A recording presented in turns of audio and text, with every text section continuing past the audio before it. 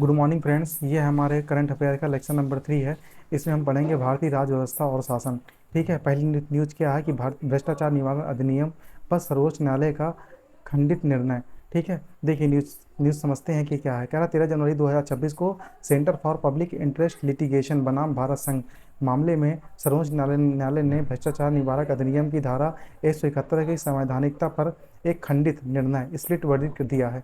क्या दिया है देखिए समझते हैं। कह रहा है कि न्यायमूर्ति पी.एस. नरसिम्हा का मत, उन्होंने धारा 171 को संवैधानिक रूप से वैध माना, लेकिन सुरक्षा उपायों के साथ उन्होंने सुझाव दिया कि स्वतंत्र जांच सुरक्षा सुनिश्चित करने के लिए मंजूरी देने वाली संस्था लोकपाल या लोकायुक्त होनी चाहिए। न्यायमूर्ति बी नागरत्ना का मत। ठीक है, इन्होंने धारा 171 को असंवैधानिक घोषित किया क्योंकि यह अनुच्छेद 14 का उल्लंघन करती है। उनके अनुसार यह लोक सेवकों का एक विशेष वर्ग बनाकर भ्रष्टाचार को संरक्षण दे सकती है। वर्तमान स्थिति, निर्णय की विसंगति के कारण मामले को मुख्य न्यायाधीश के पास भेज दिया गया है ताकि इस मुद्दे को सुलझाने के लिए एक बड़ी पीठ का गठन किया जा सके। ठीक, इस न्यूज़ ये न्यूज़ इम्पॉर्टेंट इसलिए नहीं है क्योंकि इस न्यूज़ में कोई भी फैसला हुआ ही नहीं है। क्या लिखा है? निर्णय की विसंगति के कारण मामले को मुख्य न्यायाधीश के पास भेज दिया गया है। मतलब जो अभी इसकी स्थिति है भ्रष्टाचार निवारक अधिनियम की, इस पे कोई फैसला आया ही नहीं है, इसलिए ये न्यूज़ जो है आपकी इम्पॉर्टेंट नहीं है। ठीक, आइए ये पढ़ लीजिए एक बार स्टैटिक। कह रहा भ्रष्टाचार निवारण अधिनियम 2018 क्या है। इस संशोधन के माध्यम से धारा 171 को जोड़ा गया था, जो किसी लोक सेवक के विरुद्ध जांच शुरू करने से पहले सरकार की पूर्व मंजूरी अनिवार्य करती है। मतलब यदि आपको किसी आईएएस के ऊपर, लोक सेवक कौन हो गया बताइए? Public servant. मतलब किसी आईएएस के ऊपर यदि आपको भ्रष्टाचार का केस लगाना है तो आपको पहले सरकार से मंजूरी लेनी पड़ेगी। सरकार से क्यों लेनी पड़ेगी? सरकार चाहे ले तो सरकार, मतलब सरकार ने मंजूरी नहीं दिया तो मान लो कोई भ्रष्टाचार कर रहा है तो हम उसके ऊपर कोई केस कर ही नहीं सकते। तो ये तो कहीं ना कहीं भ्रष्टाचार जो नियम है ये कहीं ना कहीं हमारा सही नहीं है। ठीक है, तो भ्रष्टाचार नियम हमारा क्या क्या था, ये आप एक बार पढ़ लीजिएगा। क्या था हमारा नियम कि इसमें धारा 171 को जोड़ दिया गया था। और ये 171 ये इतनी खतरनाक है कि ये आप चाह कर भी कोई केस ही नहीं कर सकते किसी आईएएस ऑफिसर के ऊपर। ठीक है, या किसी एसडीएम वगैरह के ऊपर, क्योंकि पहले सरकार से आपको मंजूरी लेनी पड़ेगी। कोई मतलब ही नहीं है इस धारा का। मतलब भ्रष्टाचार वो करता रहे, गवर्नमेंट का जान पहचान का हुआ, अगर गवर्नमेंट के हिसाब से चलता होगा तो गवर्नमेंट कभी मंजूरी देगी ही नहीं। तो मतलब उसके ऊपर भ्रष्टाचार जो करप्शन के केस है उसके ऊपर उसके ऊपर जांच बैठेगी ही नहीं सही से। तो आपका कैसे साबित हो सकता है कि वो उसने भ्रष्टाचार किया है कि नहीं किया है? ठीक है, इसलिए इस पे जो है अभी फैसला आना बाकी है। ठीक, देखिए कह रहा शिक्षा का अधिकार आरटी अधिनियम पर सर्वोच्च न्यायालय के निर्देश। कह रहा है कि जो शिक्षा का अधिकार है इस एक्ट पर हमारे सर्वोच्च न्यायालय ने कुछ आदेश दिया है। देखिए क्या आदेश दिया है। कह रहा 13 जनवरी 2026 को सर्वोच्च न्यायालय ने शिक्षा के अधिकार अधिनियम 2009 की धारा 12(1)(c) को प्रभावी बनाने के लिए कुछ निर्देश दिया है। क्या निर्देश दिया है देखते हैं। केंद्र सरकार और राज्य सरकारों को अधिनियम की धारा 38 के तहत आर्थिक रूप से कमजोर ईडब्ल्यूएस के लिए 25% सीटों के आरक्षण लागू करने हेतु नियम बनाने के निर्देश दिए हैं। ठीक है, क्या क्या क्या क्या क्या जारी किया है बताइए? गवर्नमेंट ने क्या क्या अनिवार्य किया है? कह रहा है गवर्नमेंट ने यह अनिवार्य किया है कि धारा 68 के तहत, ठीक है, जो हमारे ईडब्ल्यूएस के लिए 25% सीटों का आरक्षण है उसको लागू करने के लिए कह रहे हैं एक अच्छे नियम बनाइए। ठीक है, ये दिया है। कह रहा है कि नियमों के निर्माण एनसीपीसीआर और एससीपीसीआर और राष्ट्रीय राज्य सलाहकार परिषदों के परामर्श के बाद किए जाने चाहिए। छोड़िए, कोई इंपॉर्टेंट नहीं। एनसीपीसीआर एससीपीसीआर को आरटीई के कार्यान्वयन की निगरानी करने और शिकायतों के समाधान के लिए जिम्मेदार बताया गया है। ठीक, अब ये हमारा शिक्षा का जो अधिकार है 2009 ये क्या कहता है। कह रहा है इस अधिनियम के तहत 6 से 14 वर्ष की आयु के सभी बच्चों के लिए मुफ्त एवं शिक्षा को अधिकार प्रयोग बनाया गया है। ये जो हमारा शिक्षा का अधिकार है 2009, ठीक है, ये इसके तहत 6 से 14 वर्ष के बच्चों को जो है मुफ्त अनिवार्य शिक्षा को हमारे फंडामेंटल राइट्स बनाया गया है। कह रहा है इसकी धारा जो 12(1)(c) है वह निजी गैर सहायता प्राप्त स्कूलों में प्रवेश स्तर पर ईडब्ल्यूएस और वंचित समूहों के बच्चों के लिए कम से कम 25% सीटों का आरक्षण का अनुमान बनाती है। ठीक है, जो हमारे प्राइवेट स्कूल हैं, ठीक है, उसमें अब क्या होगा, जो इस एक धारा जोड़ी गई है इसमें 12(1)(c), जो हमारे प्राइवेट स्कूल हैं उसमें भी ईडब्ल्यूएस और वंचित वर्ग, मतलब जो ऐसे बच्चे जो कहीं ना कहीं पैसे से कमजोर हैं उन बच्चों के लिए कम से कम 25% सीटें आरक्षित करने अनिवार्य बनाती है। ठीक है, तो ये जो धारा है 12(1)(c) वह क्या करती है, ईडब्ल्यूएस और वंचित वर्गों के बच्चों के लिए कम से कम प्राइवेट स्कूलों में 25% सीटों को आरक्षित करने, रिजर्वेशन देने का मौका क्या करती है, उसको कंपलसरी बना देती है। मान लो किसी कॉलेज में 1000 सीटें हैं, तो 1000 सीटों में लगभग 250 सीटें किसकी होंगी, ईडब्ल्यूएस की होंगी और वंचित वर्गों की होंगी, मतलब एससी एसटी वगैरह की। ठीक है, ये वंचित वर्ग मतलब एससी एसटी वगैरह। ठीक, देखिए क्या अब नेक्स्ट न्यूज है हमारी, अरावली परिभाषा पर सर्वोच्च न्यायालय का इसका आदेश आ गया है। आपको पता है गवर्नमेंट ने क्या किया, गवर्नमेंट अरावली पर्वत को काट रही थी, तो बहुत तो जो कुछ एनवायरमेंट से संबंधित जो हमारे लोग थे, उन्होंने क्या किया, गवर्नमेंट पर इसके ऊपर केस कर दिया कि गवर्नमेंट जो है पूरे अरावली पर्वत को काटे डाल रही है, इससे हमारे इन्वायरमेंट पर असर पड़ेगा। तो गवर्नमेंट ने क्या किया, गवर्नमेंट ने जो है अरावली पर्वत को जो है काटने का आदेश स्थगित कर दिया गया। गवर्नमेंट ने कहा कि भैया अब आप जो है इसको नहीं काट पाएंगे। तो यही ये न्यूज़ थी। ठीक है, गवर्नमेंट ने एक परिभाषा दी कि 100 मीटर से ऊंचे पेड़, 100 मीटर से जो ऊंचाई वाले जो छोटे पेड़ हैं उसको हम काटे दे रहे हैं, क्योंकि उनमें जो है इतनी ज़्यादा ग्रोथ हो नहीं रही है और उनको जो है काटने से कोई इन्वायरमेंट पे असर भी नहीं पड़ेगा। लेकिन गवर्नमेंट बेवकूफ़ बना रही थी। गवर्नमेंट चाहती थी कि जो खनन है वहाँ से जो जो जो आपके वहाँ से मिनरल्स मिल रहे हैं, वो गवर्नमेंट को कोई मतलब नहीं है कि हमारे देश में प्रदूषण बढ़ रहा है। यदि हम अरावली के जंगल काट देंगे तो जो हमारी ग्रीनरी है वो पूरी तरह से वो डैमेज हो जाएगी। इसीलिए हम देख रहे हैं कि इस बार के गर्मी में भारत में जो टेम्परेचर है वह ऑलमोस्ट सभी राज्यों में अपने पीक पॉइंट पे है।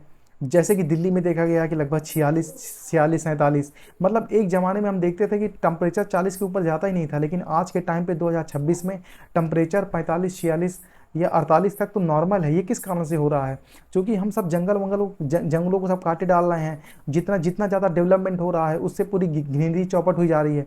हमें एक पेड़ लगाना नहीं है, लेकिन हम एक पेड़ लगाएंगे तो नहीं, लेकिन उसके बजाय घर बनवाने के लिए कम से कम 100 पेड़ काट डालेंगे। हमको हमको हमको हाईवे बनाना है और हाईवे पता चला जंगल के पीछे जा रहा, तो न जाने कितने पेड़ काट दिए जाते हैं। क्या उसके बदले में कहीं पेड़ लगाए जाते हैं? कभी नहीं लगाए जाते हैं।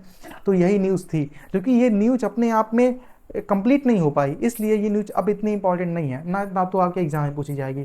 ठीक है, अब आप देखिए सुमोटो संज्ञान क्या होता है। सुमोटो संज्ञान आपको सिंपल सा बता दें, जब न्यायपालिका खुद से किसी किसी एक्टिविटी में ध्यान दे करके खुद खुद से उस चीज़ों को जानती है और उस पर एक अपने से निर्णय ले लेती है। ठीक है, उसे बोलते हैं सुओमोटो। आइए पढ़ लेते हैं। कह रहा है यह न्यायपालिका की वह शक्ति है जिसके तहत न्यायपालिका किसी बाहरी याचिका के बिना, मतलब किसी ने कहा भी नहीं गवर्नमेंट से कि आप साहब आप इस पे जो है सरकार जंगल काट रही है, आप इस पे ध्यान दीजिए, मतलब बिना, मतलब जज साहब ने खुद से ही जान करके सुओमोटो मतलब खुद से संज्ञान लिया। ठीक है, मतलब सार्वजनिक सूचकांकों के आधार पर स्वयं किसी मामले का संज्ञान लेता है। क्या करता है? स्वयं स्वयं मतलब बिना किसी के रिपोर्ट किए न्यायपालिका क्या करती है, खुद से जो है उस पर निर्णय ले लेती है। तो उसे क्या बोलते हैं? सुओमोटो। ठीक, देखिए अब आप आगे आइए। ठीक, अब हम पढ़ेंगे यहाँ पर कला एवं संस्कृति। ठीक है, आर्ट एंड कल्चर। ठीक है, आर्ट एंड कल्चर के अंदर क्या पढ़ेंगे बताइए। ठीक, इसमें हम पढ़ेंगे पहली न्यूज है, इंडोनेशिया में 68,000 पुरानी गुफा कला की खोज। ठीक है, कह रहा है इंडोनेशिया में जो है 68,000 वर्ष पुरानी, सोचिए कितने कितने पुरानी एक गुफा मिली है जो लगभग 67,800 वर्ष पुरानी है। ठीक है, उसमें कोई केव आर्ट है। ठीक है, मतलब पुरानी गुफा कला है। ठीक, अब ये इसमें क्या इंपॉर्टेंट है, इसमें यही इंपॉर्टेंट है कि जो 68,000 पुरानी गुफा कला है वो कहाँ मिली है? इंडोनेशिया ही मिली है, बस। और इसमें कुछ इंपॉर्टेंट आपका है ही नहीं। आगे आइए आप। कह रहा है तक्षशिला के निकट कुषाण कालीन सिक्कों और रत्नों की खोज हुई है। सॉरी, देखिए जो हमारा तक्षशिला है, कह रहा है कि पाकिस्तान के तक्षशिला के निकट पुरातात्विक खुदाई में कुषाण काल के दुर्लभ सिक्के और लैपिस लाजुली जैसे सजावट पत्थर मिले हैं। ठीक है, देखिए अब इसमें क्या इंपॉर्टेंट है, इसमें ये इंपॉर्टेंट है कि जो हमारा तक्षशिला है वो कहाँ पे है? पाकिस्तान में। ठीक है, वहाँ से जो सिक्के मिले हैं वो किस काल के हैं? कुषाण काल के हैं। ठीक, ये बस इंपॉर्टेंट है और इसमें कुछ इंपॉर्टेंट नहीं है। ठीक, तक्षशिला कहाँ पे है? पाकिस्तान में है और कुषाण काल के दुर्लभ सिक्के मिले हैं। ठीक, हो गया। अब इसमें कुछ इंपॉर्टेंट नहीं है आपका। ये कुषाण काल के बारे में बता दिया गया है कि कुषाण काल कब से कब तक था। लैपिस लाजुली क्या है? यह एक गहरा नीला अर्धनिर्मित पत्थर है जिसकी प्राचीन कला से ही इसके रंग के लिए सराहना की जाती है। छोड़ दीजिए, कोई मतलब नहीं। कह रहा है रानी वेलु नाचियार की जयंती। देखिए रानी वेलु नाचियार कौन थी? कह रहा है 3 जनवरी 2026 को प्रधानमंत्री ने रानी वेलु नाचियार की जयंती पर उन्हें श्रद्धांजलि दी, जो ब्रिटिश औपनिवेशिक शासन के खिलाफ प्रारंभिक प्रतिरोध की प्रतीक थी। मतलब जो हमारा ब्रिटिश औपनिवेशिक, मतलब जो हमारी ब्रिटिश औपनिवेशिक शासन था उसके खिलाफ जो सबसे पहले प्रतिरोध किया था, उसकी जो प्रतीक थी वो कौन थी? रानी वेलु नचियर। ठीक है, इसके बारे में पढ़ते हैं। रानी वेचूर कहाँ कहाँ कहाँ की रहने वाली थी? कह रहा है कि 1730 में तमिलनाडु के रामनड़ में जन्मी रानी वेलु नाचियार एक औपचारिक सैन्य प्रशिक्षण प्राप्त करने वाली पहली भारतीय रानियों में से एक थी। उन्होंने 1857 के विद्रोह में लगभग 77 साल पहले 1780 में ब्रिटिश सेना को हराकर शिवगंगा को वापस जीत लिया था। ठीक है। देखिए, देखिए इसके बारे में आप थोड़ा देख लीजिए कि रानी वेलु नाचियार थी कौन। ठीक है, ये रानी वेचुआर वेचुआर जो कहाँ की रहने वाली थी? तमिलनाडु। तमिलनाडु के रामगढ़ में जन्म हुआ था इनका। ठीक है, और सैन्य प्रशिक्षण प्राप्त करने वाली पहली भारतीय रानियों में से एक थी। ठीक है, उपलब्धि इनकी देखिए, 1857 के विरोध में 77 साल पहले, ठीक है, ब्रिटिश सेना को हराकर शिवगंगा को वापस जीत लिया। सिर्फ ये इंपॉर्टेंट है और कुछ भी इंपॉर्टेंट नहीं है इसमें आपका। ठीक है, देखिए ये भी एक इंपॉर्टेंट थोड़ा लग रहा है। उड़ैन उड़डैन बटालियन, उन्होंने दुनिया की पहली सर्व महिला सैन्य इकाइयों में से उड़ैन बटालियन की स्थापना की। अब एग्जाम में आपसे पूछ सकता है कि उड़ैन बटालियन की स्थापना किसने की? तो रानी वेलु नाचियार ने। ठीक है, अब आप वो कर लीजिए, इसको हाईलाइट कर लीजिए, नाली वेचुआर। ठीक, कहाँ कहाँ जन्मी थी? तमिलनाडु में जन्मी थी। ठीक है, अब इनकी चर्चा कहाँ मिलती है? 1857 के विद्रोह में मिलती है। ठीक है, और इन्होंने कौन सी बटालियन की स्थापना की थी? उड़ियन बटालियन की स्थापना की थी। ठीक, आगे आइए, ये थोड़ा पढ़ लीजिए। लंबम, ये क्या है? ये तमिलनाडु की एक प्राचीन मार्शल आर्ट है जिसमें मुख्य रूप से बांस की लाठी का उपयोग किया जाता है। रानी वेलु नाचियार इस कला के प्रशिक्षित थी। ठीक है, छोड़िए, कोई मतलब नहीं। ठीक दोस्तों, नेक्स्ट लेक्चर में हम लोग पढ़ेंगे आर्थिकी। थैंक्स।